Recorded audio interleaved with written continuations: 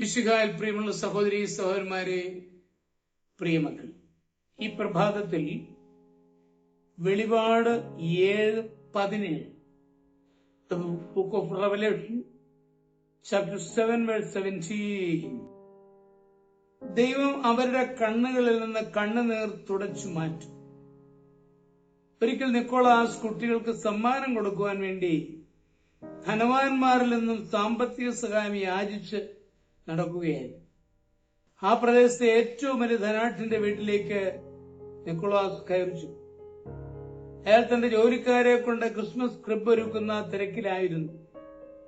ഒരു ഭിക്ഷക്കാരനെ പോലെ തോന്നിപ്പിച്ച ആ നിക്കോളാസിനെ അയാൾ ഒട്ടും പരിഗണിച്ചു. പക്ഷേ ഭൃത്യന്റെ അപേക്ഷ പ്രകാരം ഒരു ചെറിയ നാണയം എറിഞ്ഞു കൊടുക്കുവാൻ അയാൾ തന്മനസ് കാണും. ആ നാണയം കയ്യിലെടുത്തുകൊണ്ട് നിക്കോളാസ് പറഞ്ഞു, ഹേ മനുഷ്യ, ദരിദ്രരെ സഹായിക്കാത്ത നിന്റെ ഈ ക്രിസ്മസ് ആഘോഷങ്ങൾ വെറും ഉപ്പുരുപ്ലവമല്ലേ? ഇതാർക്ക് വേണം? ഇത്രയും പറഞ്ഞ് നിക്കോളാസ് തിരിഞ്ഞു നടന്നു. പക്ഷെ ഈ വാക്കുകൾ ആ ധനാഠ്യന്റെ ശ്രവണനാളത്തിൽ തുളഞ്ഞു കയറി. ദരിദ്രരെ സഹായിക്കണം. അയാൾ തീർച്ചയാക്കി. അല്പസമയം കഴിഞ്ഞപ്പോൾ ഒരു ദരിദ്രൻ ആ ധനാഠ്യന്റെ വീട്ടിലെത്തി. ഒരു വലിയ നാണയം കൊടുക്കാൻ ആദ്യം മനസ്സിൽ തോന്നിയെങ്കിലും പിശുക്ക് അത് വിലക്കി. അതുകൊണ്ട് ഒരു ചെറിയ നാണയം തന്നെ ഇവിടെയും എറിയപ്പെട്ടു. 2 നിമിഷങ്ങൾ കഴിഞ്ഞു കാണില്ല, അതിനു മുമ്പേ അടുത്ത ആളെത്തി. ഒരു പണവൃദ്ധ. അവരും യാചിക്കുകയാണ്. ധനവാന്റെ മനസ്സൽപ്പം കൂടെ ദാക്ഷിണ്യം കാട്ടി 2 നാണയങ്ങൾ വൃദ്ധയുടെ കൈവെള്ളയിൽ വെച്ചുകൊടുത്തു. അത് സ്വീകരിച്ചപ്പോൾ ആ വൃദ്ധയുടെ മുഖത്തെ സന്തോഷം അയാളെ അമ്പരിപ്പിച്ചു. വൃദ്ധ നന്ദി പറഞ്ഞ് തിരിയുന്നതിന് മുൻപേ ഇതാ കീറിയ വസ്ത്രങ്ങൾ ധരിച്ച ഒരു കുട്ടി. നാണയം അവനും നൽകി. ഇങ്ങനെ സായാഹ്നം വരെ ആവർത്തിച്ചു.